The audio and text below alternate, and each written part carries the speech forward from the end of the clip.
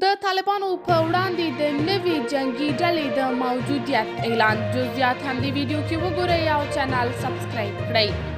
جبهه مقاومت د طالبانو په درېیمه څلورمه د خپل موجودیت اعلان وکړ، ولې اوس یوې نوې ډلې د طالبانو پر وړاندې د موجودیت اعلان کړی.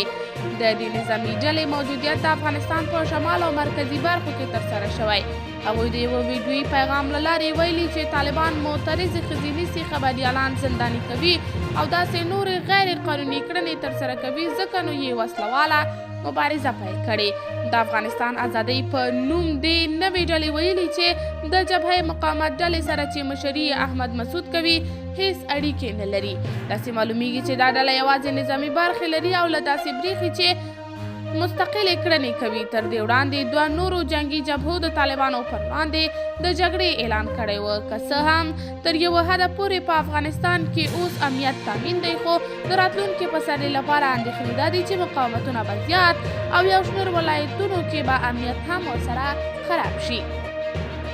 تر اوسه پورې دا معلومه نه ده چې د افغانستان خپلواکي غوښتنې جبهه به څومره قوي او خطرناکه وي، خو د طالبانو پر وړاندې د داعش او مقاومت جبهې په نوم وسلوال ښایي د راتلونکي لپاره یو خطر وګرځي.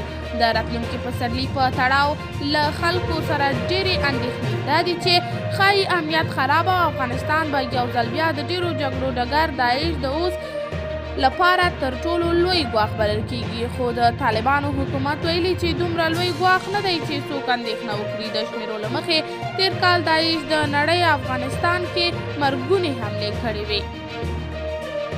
قدرمنو لیدونکو، تاسې د دې موضوع په هکله څه نظر لرئ؟ کمنټ کې شریک او چینل سبسکرایب کړئ.